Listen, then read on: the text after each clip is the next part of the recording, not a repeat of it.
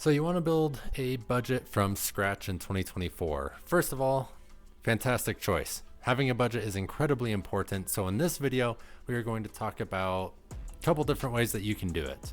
Number one is using a paid software that I have used in the past and highly recommend called YNAB. And another is a free resource that Google actually offers through Google Sheets. They have a budget template that we will go over the entire setup process so that you can get straight to budgeting for free. But first, let's get to why you should have a budget.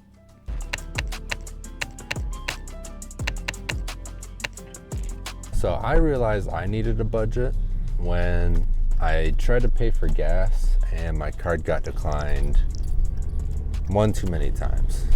There's been multiple times in my life, I'm sure many can relate to this, where you pull up to the gas station thinking you have enough money in your account to fill up, and instead your card gets declined, so you're left scrambling for some loose change in your car to go pay for some gas because you need it that day. After learning, kind of the hard way of, if you don't track your money, you have to pay with the embarrassment of your card getting declined. That's when I decided I was just going to make a budget and I was going to stick to it. And, ever since making that budget, I haven't looked back since. So if you're anything like me and you've struggled with money, living paycheck to paycheck, unable to pay for gas because you didn't budget properly, then this video is literally made for you. Let's go jump on the computer, go straight to how to build a budget.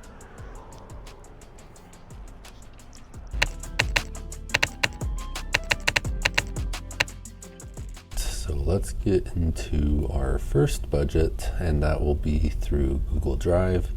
So far on this screen, all I've done is open up Google Drive in my browser and signed into my account. So all you have to do is hit new, scroll down to Sheets, and then from template. Then right here, it's in my recently used, the monthly budget, because I have it open already, but otherwise it'll be sitting right here underneath personal.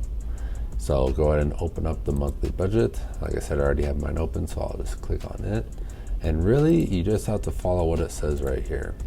So whatever your starting balance is, you'll put that in L8. Your starting balance being whatever money you have in your accounts currently, right now. So let's say I had $12.50 in all my accounts combined. I'll go ahead and throw that in there. And then as you enter data in the transactions tab, this sheet will automatically update to show a summary. Only edit highlighted cells. So highlighted cells being these right here. And then this is the transaction tab.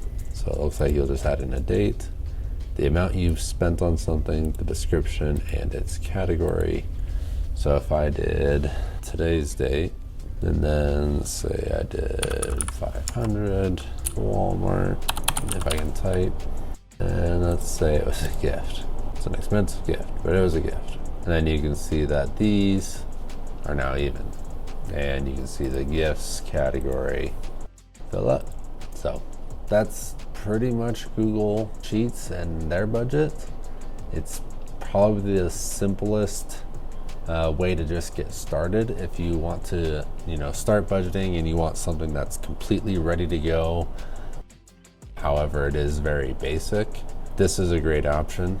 There's not a whole lot of customization, like I said, but as far as just simplicity and being able to just plug and play and have something that's already ready for you, this could fit your needs perfectly fine. And when it comes to budgeting, it's really just about finding what works best for you.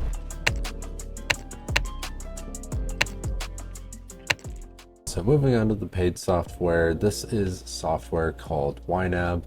You do just open it in your browser, but like I said, it is a paid software. It's $15 a month or $14.99 a month.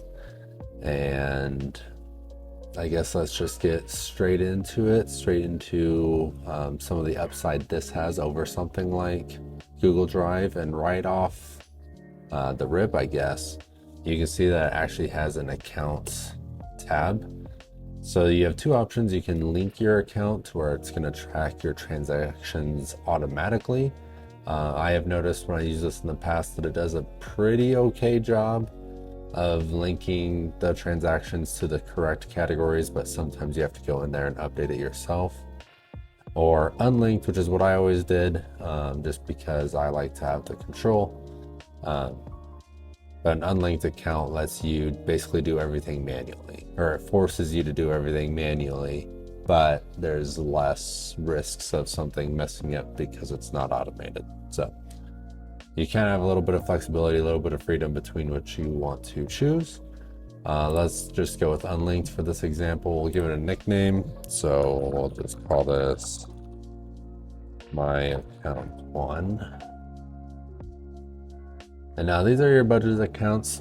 So these are the accounts that it's actually going to grab money from to be able to assign to your separate categories, which we'll get into here a little bit more.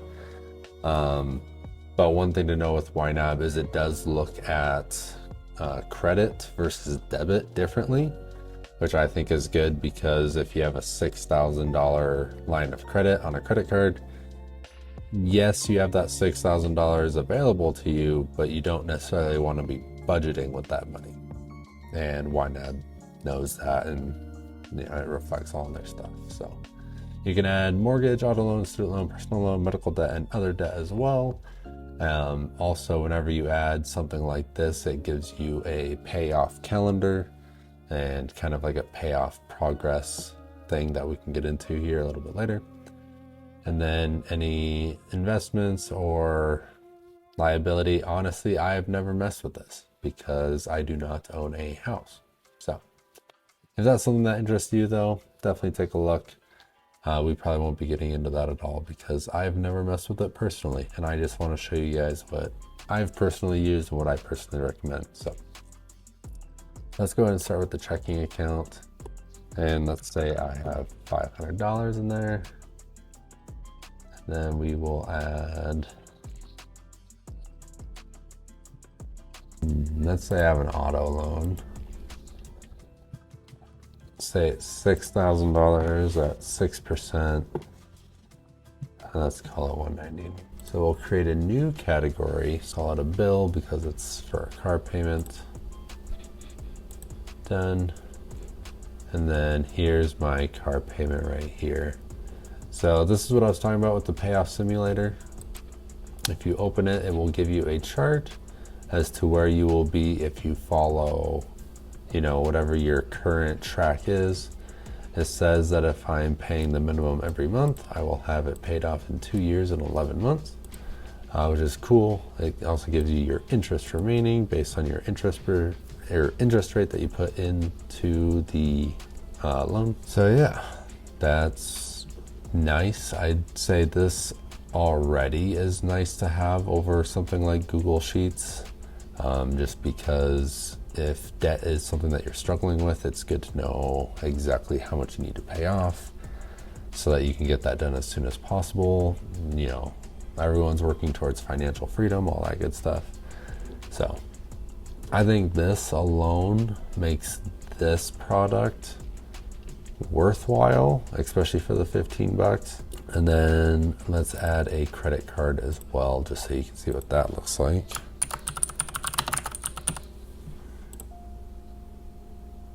So boom, credit card. And let's say it's $300. And then let's say August 2024 is when I want this paid off. And it gives you a target as far as money that you need to set aside to pay off your credit card over time. So this is really cool, kind of going along with the loan tracker. The credit card is also nice because it even shows up as a straight up negative number. So for me, whenever I see my credit cards over here and they have the negative numbers, it motivates me to just really pay those down. So far this is YNAB, and we haven't even gotten to the main part about it, the actual budgeting, but that's setting up your account so you can do loans, credit cards, debit, checking, cash, everything, savings. We're gonna leave this template set up, or this example set up as a debit account, credit account, and a loan, just to keep it simple, and so that we can move on to the other sections. So up here, you'll see that I have $500 ready to assign. That is because my debit account has the starting balance of $500. So I'm saying that my checking account has $500 in it right now. So it's gonna put basically whatever your unassigned money is, that's income, up here. So let's say I also got a payday. So you can add transaction, click on your pay date, or whatever the day is, and then the payee is, let's say, work. So payees is whoever you are paying or whoever is paying you. So this is stuff like work, Walmart, YNAB if you're going to pay for the subscription, Google, Apple, all that. It's wherever your money is going or coming from is a payee. So I'll just create a work payee. We're going to say ready to assign because it will be inflow, it's income. And let's say the inflow is just another $500, just easy 500. Okay, so that's entered. My work, I can enter a memo too if I wanted. I could say payday. Perfect. We'll check that off, and now we got $1,000. So there you go. Now it's updated to 1,000 to assign. Then you can see your inflow, outflow just by clicking on this. So to actually assign money, all you have to do is click in this assign money column. You can see that this says assign $75 more to reach my goal. So that's what we will do. And when you assign money here, it'll subtract it from up here. And then it'll also give you your available payment amount. So really this available payment amount is the assigned amount of money minus the activity, and then it's just gonna pump out a number for you. So this activity is obviously any transactions. So if I ran a transaction and I said credit card $75, this $75 would show up here, and then this would show up as 0. So that's really all it's doing. Okay, so when you get your budget all set up, this might be kind of what it looks like. So really the only thing you have to do from here is add transactions as you go throughout the month. Or if you have it linked, it should do all of that automatically for you. And all of your available payments will show up in this column. Let's say I overspent in a category, so transportation, so this is what I would call, I guess, gas for my car. I only assigned $25 to it. I still have the full $25 available, but let's see what happens when I overspend.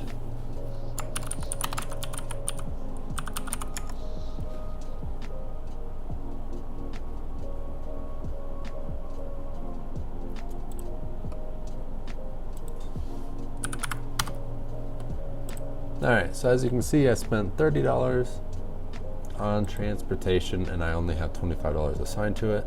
So when you go back to your budget, you'll see a 1 overspent category. You'll also see it pop up in red. And all you have to do is when you come here, you need to add $5 to this column, is all it's wanting you to do. So let's say groceries, instead of $150, it's like, you know what, I can get away with $145.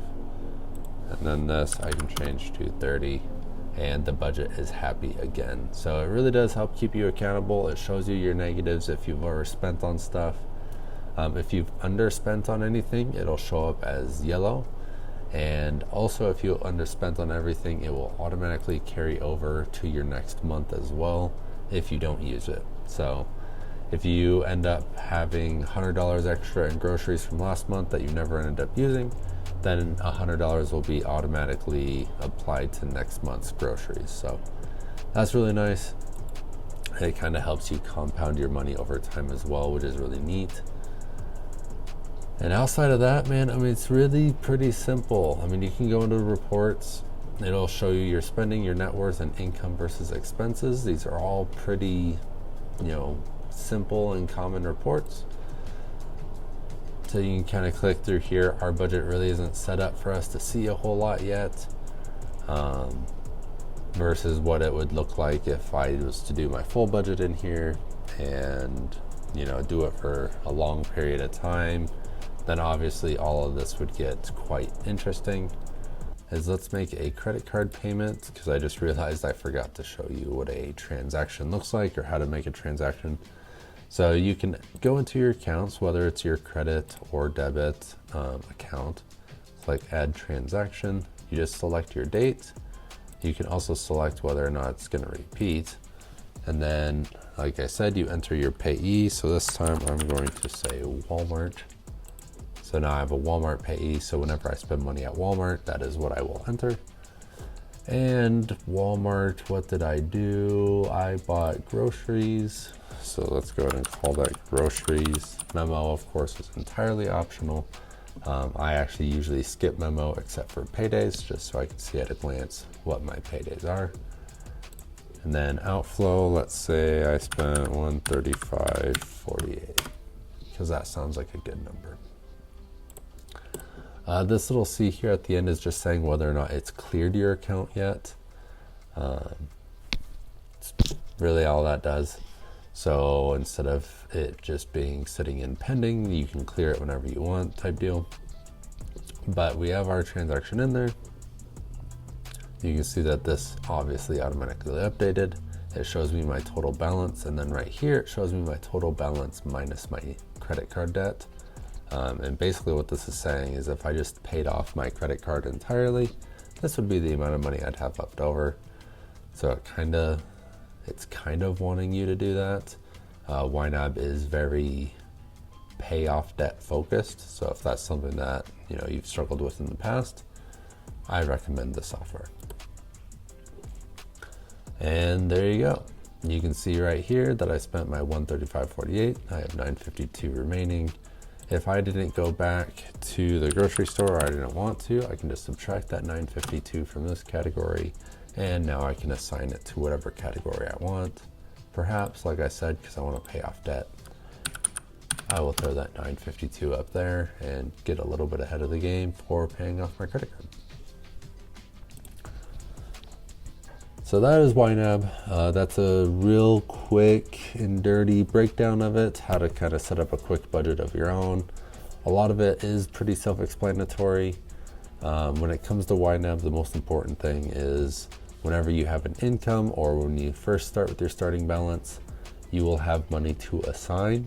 And it is important that you assign all of your money until this hits 0 and is grayed out. That is, YNAB is like the envelope system for those that are kind of familiar with it, where you add your money and give it a job to a bucket before you even spend it, so that you know exactly how much you have to spend on each category. And that's probably what I really like the most about YNAB, is I can visualize where my money's going to go before I even spend it. So that is my favorite thing with YNAB. Also, it is incredibly customizable and flexible, especially compared to Google Sheets.